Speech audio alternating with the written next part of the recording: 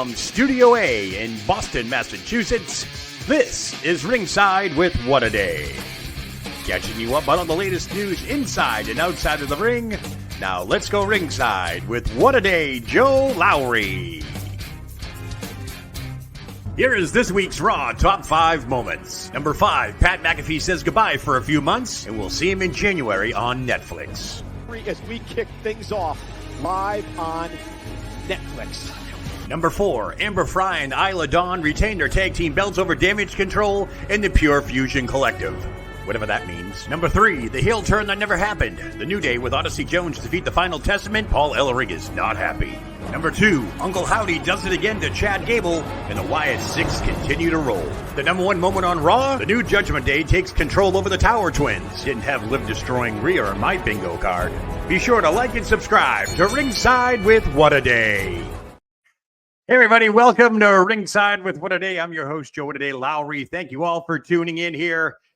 While you're at it, please hit that like and subscribe button. That'd be greatly appreciated. After all, it is free. If you could just go ahead and support this channel, that'd be greatly appreciated. I kicked off the show, the opening there with the Raw Top 5 Moments. I like to do that at the beginning of the show. I just thought I'd throw that right in there. Pretty cool Raw this past week. 3 hours of build up to, of course, the Bash in Berlin, which is next week, next Saturday. Believe it or not. That starts at 10 a.m. Eastern time.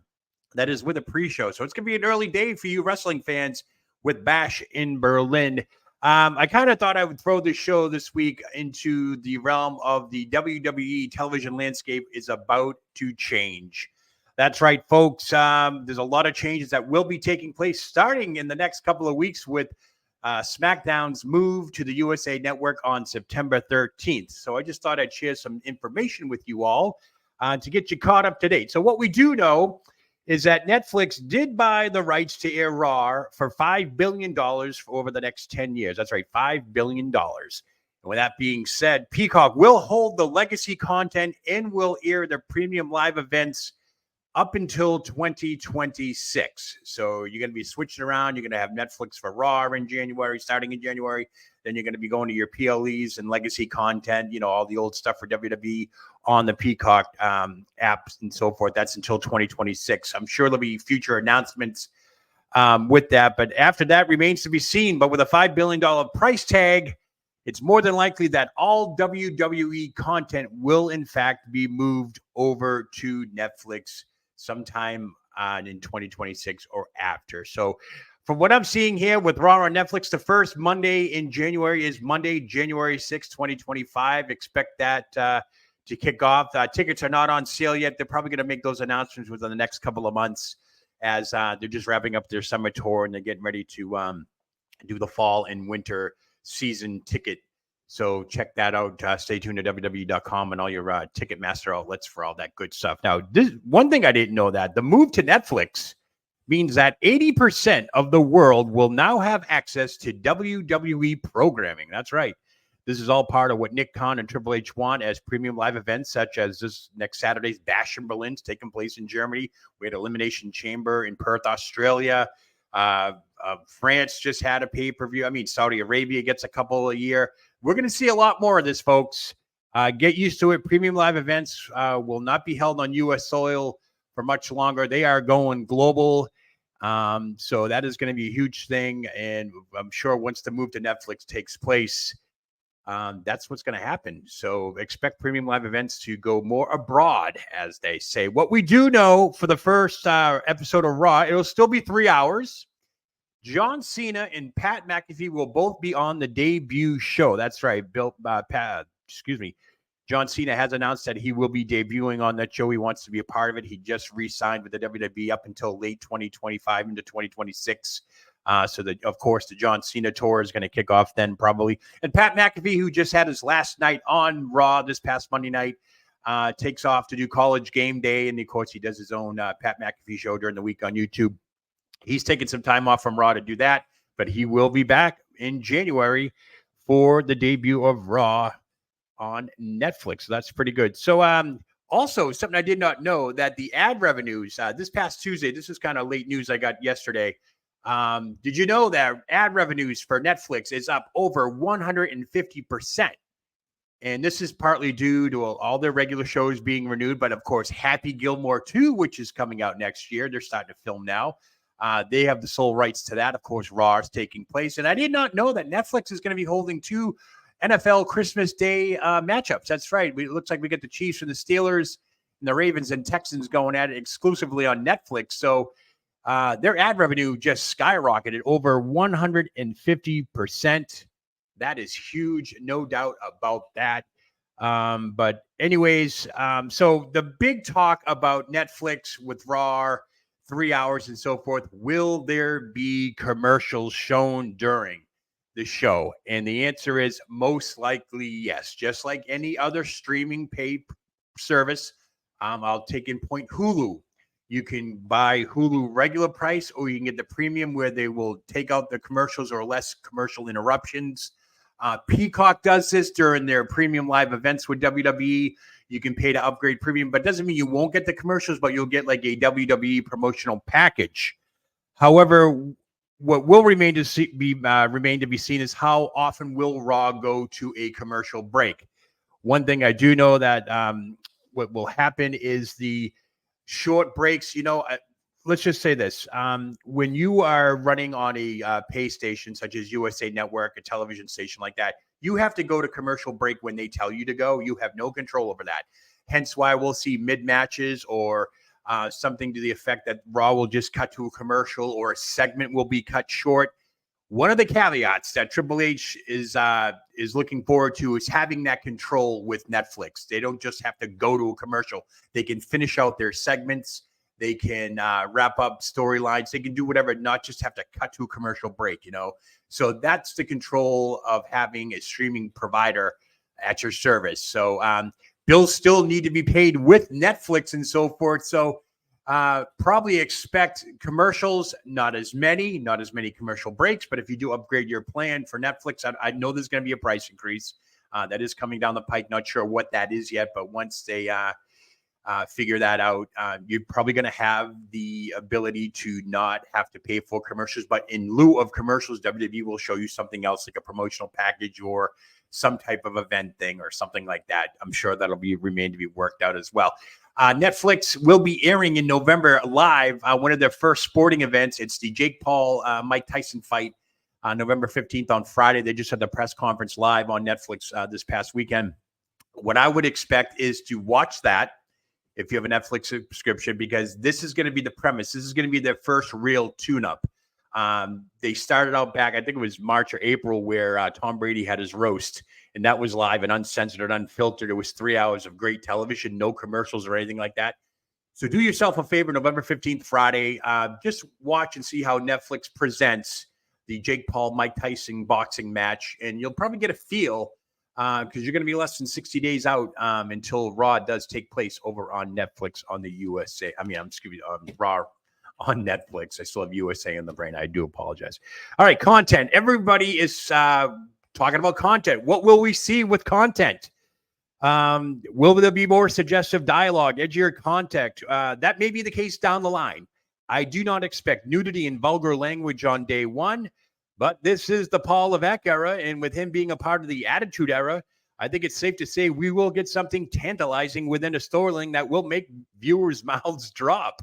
What will be certain is that there will be no more censorship of profanity-laced fan chants and signs, as Triple H was not a fan of that with Fox as well as USA Network executives. He was it ruined storylines. I know the fans want to chant whatever they want to chant, but to even go to a black screen and so forth, that just really pissed Triple H off. Either way, the look and feel of Raw will be a whole lot different than what it is now.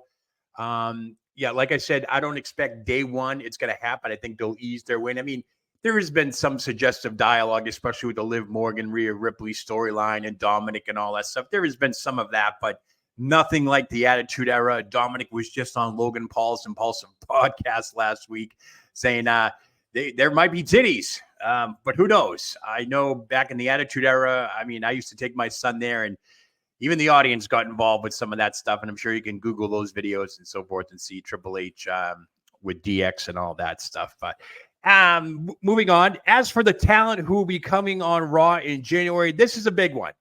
With SmackDown moving to the USA Network on September 13th, I would not expect SmackDown stars to jump ship right away. After all, we have both the Raw and SmackDown airing on the USA Network during the fall. So starting September 13th, SmackDown goes to USA on Friday nights. Raw remains on Monday all the way up until December 31st. So USA Network's going to get all of their Raw and SmackDown programming together up until December 31st before Raw makes that transition to Netflix. But there is a lot of speculation, and I'm going to pull this up. There was a poster this weekend that was shown at the Fanatics Fall Fan Fest.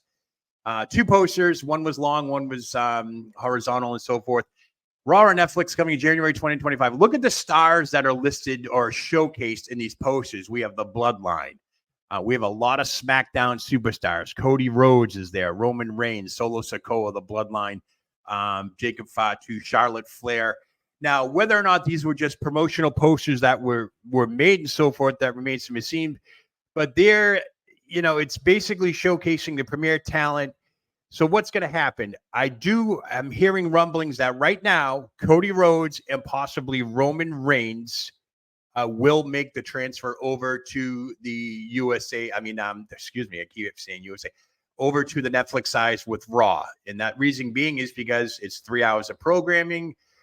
It's probably going to be a more easier transition for storylines and so forth. They're not being held back by the television executives and so forth.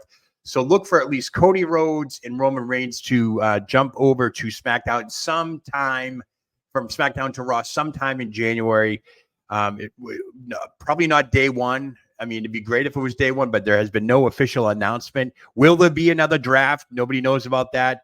Will Raw and SmackDown be combined like it was 20 years ago? Remember, we used to see The Rock and Stone Cold, 3 nights a week, between Sunday Night Heat, Monday Night Raw, and Tuesday Night SmackDown. Remember when SmackDown was on Tuesday nights? But just in case, in the pro wrestling business, you never say never. That's right. I'm telling you. So here's a real quick of the upcoming changes. I'll show it to you right now. So get out a pen and paper, or at least snapshot this. Here we go. So starting September 13th, SmackDown heads over to the USA Network. That is their new home, Friday Night SmackDown. That's only a couple of weeks away. NXT, of course, we all know about the big move October 1st to the CW. That takes place in Chicago at Allstate Arena. CM Punk will be on hand, and the following week they'll be in St. Louis with Randy Orton. So NXT leaving USA now. They go over to the CW on 10/1, and Raw moves to Netflix in January 2025. So in the meantime, during the fall season, so both Raw and SmackDown will air on the USA Network. It sounds confusing, but it's not. Well, we've gone through this 20 years ago. We went through this. I mean, I remember there was a time when Raw was on TNN. Remember the Tennessee Nashville Network? Then they were on Spike TV for a while. Just a few weeks ago, they were preempted and shown on Sci-Fi. Their ratings did take a hit, even though they had some of the best episodes that could have easily surpassed 2 million on Raw the last couple of weeks. But since they were relegated to Sci-Fi network due to the Olympics, their attendance was viewership was cut down. But that's the big news coming out of the WWE now. So the landscape of the WWE television programming is about to change. Any updates to these stories, I will have them. You got to follow and like and subscribe to my YouTube channel. I try to keep everybody up to date. I am on Facebook as well. What a Day with Joe Lowry, and of course on Twitter, ringside with What a Day Joe Lowry. You can check that out. I try to keep everybody up to date with all that stuff. So I'm going to leave you with one more thing, and this is Samantha Irvin singing DX. That's right. She sings this at every Raw, but some real big videos came out over this.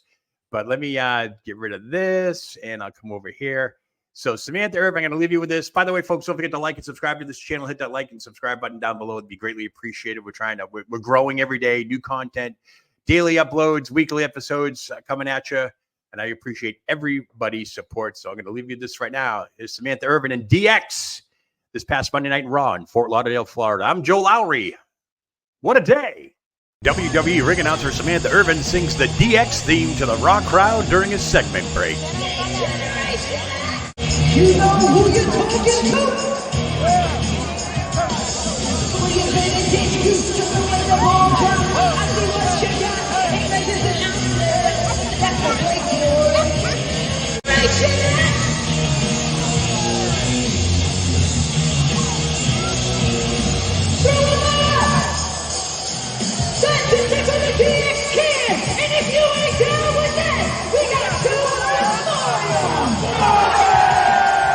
Be sure to like and subscribe to Ringside with What a Day.